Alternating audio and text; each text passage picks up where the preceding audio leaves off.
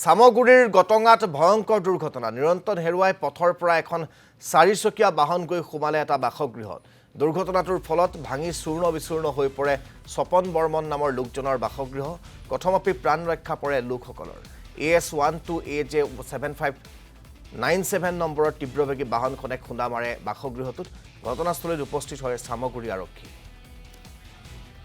আৰু এই ঘটনাস্থলীৰ পৰা আমাক পৰিৱেশ দেখুৱাব নয়নমণি বৰাই নিশ্চয়ভাৱে এই মুহূৰ্তত মই উপস্থিত আছো সামগুৰি গটঙাত আৰু গটঙাত এটা ভয়ংকৰ পথ দুৰ্ঘটনা সংঘটিত হৈছে আৰু দুৰ্ঘটনাৰ বিৱৰণী যদি মই এই মুহূৰ্তত দিবলৈ যাওঁ যে 127 নং ৰাষ্ট্ৰীয় ঘাইপথ সেই 127 নং ৰাষ্ট্ৰীয় ঘাইপথ এই মুহূৰ্তত দেখুৱাইছো আৰু এই 127 নং ৰাষ্ট্ৰীয় ঘাইপথৰ পৰা এখন চাৰিচকীয়া বাহন আচলতে উৰি আহি এই বাসগৃহটোৰ পৰিছিল আৰু বাসগৃহটো ভাঙি ইতিমধ্যে তছনছ কৰা এই মুহূৰ্তত দেখুৱাইছো প্ৰতিদিন টাইমৰ দৰ্শকসকলক দৃশ্যটো যে কিদৰে পাকঘৰৰ পৰা আদি কৰি সমগ্ৰ বাসগৃহটো এই মুহূৰ্তত সেই বাহনখনে ভাঙি তছনছ কৰিছে তাৰ পৰিৱেশটো মই দেখুৱাইছো যে আৰক্ষীয়ে খন্তেক সময় পূৰ্বে ইয়াৰ পৰা আচলতে বাহনখন উঠাই লৈ গৈছে কিন্তু এই ঘৰটো আচলতে ভাঙি এই তহিলং কৰিছে এটা ভয়াৱহ পথ দুৰ্ঘটনা সংঘটিত হৈছে এই যি বিছনা এই বিছনাত সেই সময়ত মানুহ আছিলে কিন্তু কথমপি যি প্ৰাণ ৰক্ষা পৰা দেখিবলৈ পোৱা গৈছে আচলতে চালকৰ টোপনি অহাৰ বাবে এই পথ দুৰ্ঘটনাটো সংঘটিত হৈছে বুলি এই প্ৰাৰম্ভিক পৰ্যায়ত আচলতে সন্দেহ প্ৰকাশ কৰা হৈছে সন্দেহ প্ৰকাশ কৰিছে আৰু মোৰ লগত ভুক্তভোগী উপস্থিত আছে ইয়াত যিহেতু এটা দুৰ্ঘটনা সংঘটিত হল এখন বাহন ইয়াত সোমাই আপোনালোকৰ ঘৰ দুৱাৰ ভাঙি পেলালে কি কব এই মুহূৰ্তত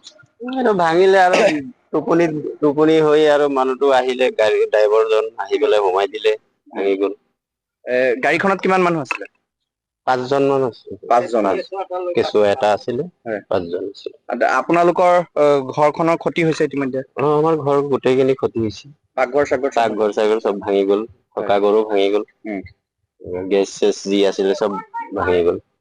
আৰক্ষী আহিছিল নে নাই আৰক্ষী আহিছিলে গাড়ীখন ইতিমধ্যে লৈ গৈছে অলপ আগতে লৈ গ'ল নিশ্চয়ভাৱে আৰু এজন আছে আপুনি যিহেতু সেই সময়ত ইয়াত আছিলে যিহেতু গাড়ীখনে আপোনালোকক সমগ্ৰ গোটেই ঘৰটো আচলতে ভাঙি পেলালে আপুনি কোন ঠাইত আছিলে সেইখিনি সময়ত মই এইটো টাইমত সেই মোৰ ৰুমতে আছিলো উঠি পেলাই দেখিছো গাড়ী এটা একদম গৈ কলং কাণতহে পৰি আছে তাৰপিছত 5টা মানুহ ওলালে ইয়াৰ ভিতৰত ৰাস্তাৰ পৰা উৰি আহিছিল নেকি গাড়ীখনে প্ৰায় 200 মিটাৰ মান উৰি আহিছে আচলতে আপোনালোকৰ ঘৰ দুৱাৰ পাকঘৰ চাগৰ চব ভাঙিলে পাকঘৰটো ভাঙি লৈ গ'ল পেলাই দিলে পৰিৱেশটো মই পুনৰবাৰ দেখুৱাৰ বাবে অনুৰোধ জনাইছো যে কিদৰে এক ভয়াৱহ পথ দুৰ্ঘটনা সংঘটিত হৈছে সেয়া দৃশ্যাংশ দেখিলে এই মুহূৰ্তত অনুমান কৰিব পাৰি যে পাকঘৰ ভাঙি তছনছ কৰিছে আৰু সমগ্ৰ যি সা সামগ্ৰী আছিলে সেই সা সামগ্ৰীসমূহ এই মুহূৰ্তত ভাগি গৈছে আৰু ক'ব লাগিব যে সেই চাৰিচকীয়া বাহনখন আচলতে নগাঁৱৰ দিশৰ পৰা যি ডিব্ৰুগড়ৰ দিশলৈ আছিলে আৰু সেই বাহনখনে 127 নং যি ৰাষ্ট্ৰীয় ঘাইপথ সেই ৰাষ্ট্ৰীয় ঘাইপথৰ পৰা উৰি আহি আচলতে দাঁতিতে থকা এই বাসগৃহটো ভাঙি ইতিমধ্যে যি ভয়ংকৰ দুৰ্ঘটনা সেই ভয়ংকৰ দুৰ্ঘটনা সংঘটিত কৰা দেখিবলৈ পোৱা গৈছে আৰু তাৰ পৰিৱেশটো পোনপটীয়াকৈ প্ৰতিদিন টাইমত ধন্যবাদ জ্ঞাপন কৰিছো আপোনাক নয়নমণি বৰা